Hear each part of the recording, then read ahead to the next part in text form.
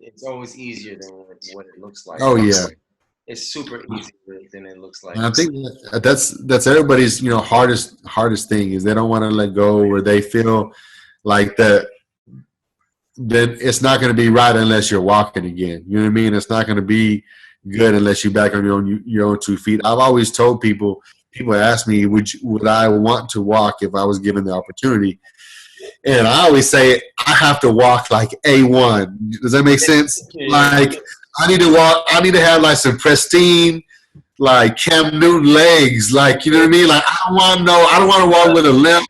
Yeah, I'm not trying to walk with crutches. I'm trying to have like massive like James Harden quads. You know what I mean? Like yeah. So yeah, I'm not trying to do all that, you know, gimpy stuff. So trying is almost like acceptance. It's like I accept where I'm at, and right. when I walk, it's the walking of how. No, if I walk, I want to go 100 all the way. Yes. If it's something sideways, I'll just stay in my chair because I can go 100 in my chair. Does that make sense? Exactly. That's what. Yeah. I know right. I can go 100 in my chair. I can't go 100 with some crutches or a walker. Yeah. Right. So people are confused that they think just kind of getting by is the same, and it's really what's most energy efficient and what's most productive. I can't carry nothing in my hands when I'm walking with a walker, you know what I mean? Like I can't hold, you know, something in my lap, you know, when in my chair I can carry, you know, loads of weight, you know what I mean? So it's just counterproductive to me to try to get by some other fashion. That makes perfect sense. And when you think of streamlining things in business and all things that we do, right? Right. It wouldn't make sense to be, at least we agree on this, for everybody else. Right. Story. Right. It wouldn't make sense for us to get on some crutches and walk, 0.0001 miles per hour, do groceries, spend time with family. It would be, like you said, counterproductive.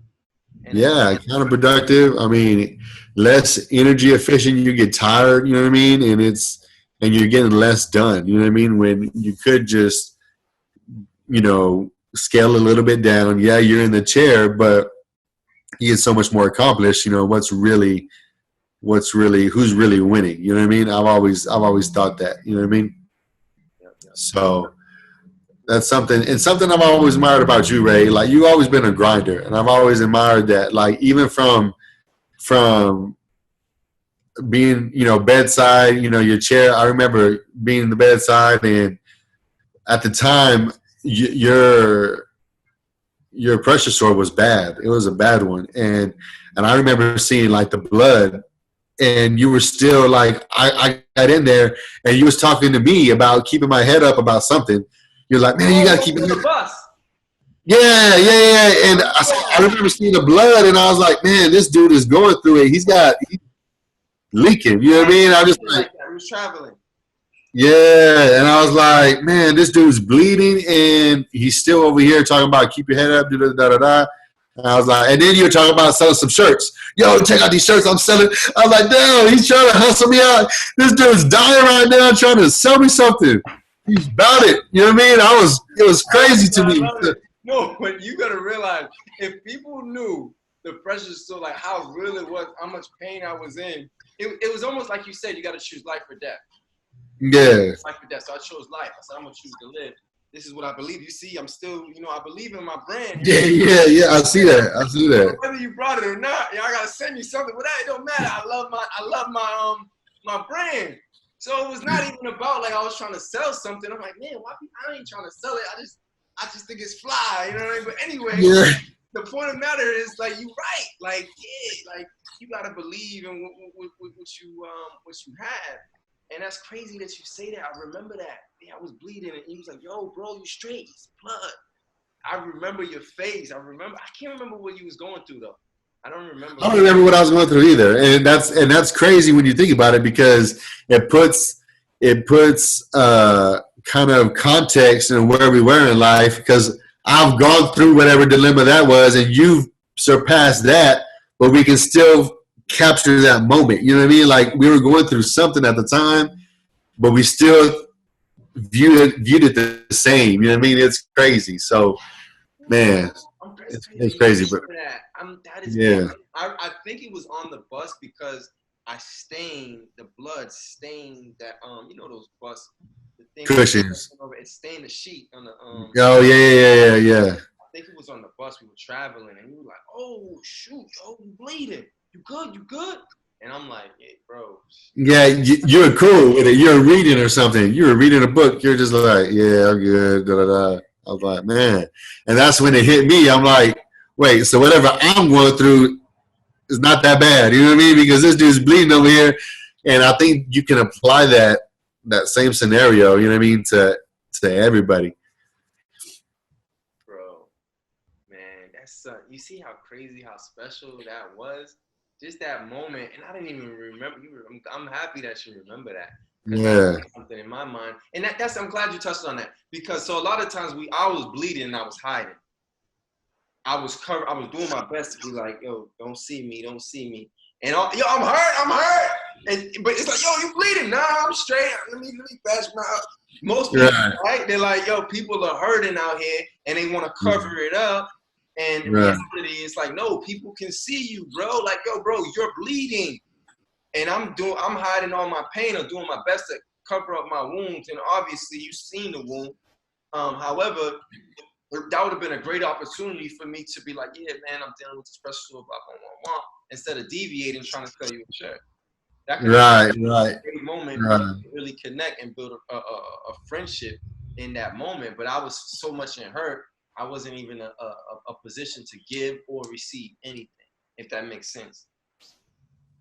Yeah, that's crazy. That's wild. Yeah, and so I think if I'm looking back at somebody who is hurting, to say, hey, if I'm hurting, let somebody know. It may be embarrassing, but tell somebody so to alleviate that.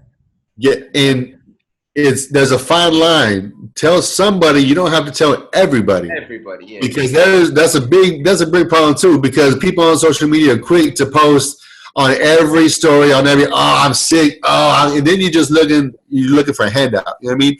And then it puts a bad name on all of us because then every wheelchair person they see, they related to that. You know what I mean? So call on somebody. You need to have a strong, backbone or a strong source to go to, but don't call on everybody because not everybody's there to help you, and it can backfire. You know what I mean? So you're right. So back on my end, so to rebuttal that, so maybe it was a good idea not to tell you because maybe you was dealing with your stuff, so you probably wasn't even ready to handle what I had to dish.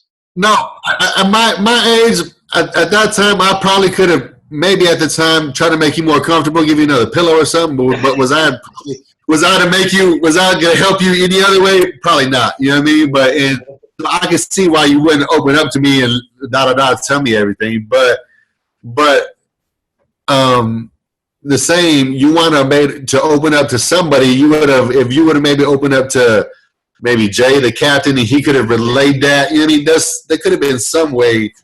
But yeah, you're right. Could I have done much for you then? No, probably not. But it's still I remember that very vividly.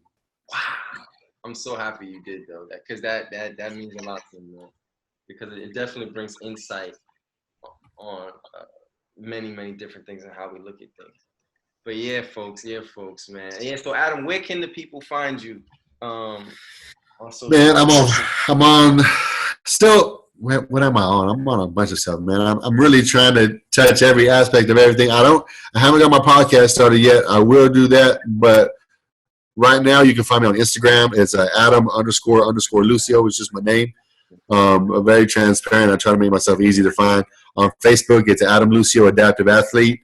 I post occasionally to there. I'm mainly on Instagram, and then I got my Facebook as well. So stay tuned for the YouTube and the podcast coming soon. And I also will post Adam's links in the description as well. So anybody interested in to see his videos and what he does, he Hey, and kudos to you, man. You and your wife, I really admire what y'all are doing together, especially watching y'all work it out with the tech kinks earlier. That may have been, felt to you like it was, a disruption or delay, but I enjoyed watching it because it was cool to watch y'all work through that and to know that y'all are on the same mission, trying to spread this awareness and I know how hard it is. Despite your real life, you got other stuff going on, but you still here chopping it up with me. You know what I mean? Again, trying to spread awareness and reach out to as many people as we can. And if it only one person hears it, you know what I mean, and it changes one life, and we did our job today. And I truly believe that it's going to touch somebody. So I appreciate you, and I appreciate all y'all are doing. Adam, man, you have no idea. This interview, because I call the interview INNER you, means a lot to me because it's so much easier when you hear somebody else's perspective of you, and then I also can tell you my perspective of you and Right. that situation of actually that blessing, that opportunity we had in Oklahoma, man. Because Oklahoma, man, it changed my life, man. Yeah, man. It was a short time, but it was very influential. Very influential on how I viewed, the world, other people. I remember I really didn't like Wheelchair Folks before I went on the squad. You know what I mean? I would just always see them, and because, like I said, everybody always had that negative persona on them because they always got a bad attitude. They're always looking like they're entitled. And you owe them something. They want you to open a door or something. But not everybody's like that. And being on the squad opened my eyes to other people being just like me, you know what I mean, that are trying to win, that are trying to succeed in life, not only on the court, but in life, you know what I mean? And that really opened my eyes, and I made, brotherhoods from that, you know what I mean? So I'm internally indebted for that time. So Yes, indeed. Yes, sir. So yeah, there you have it, folks. Thank you for listening.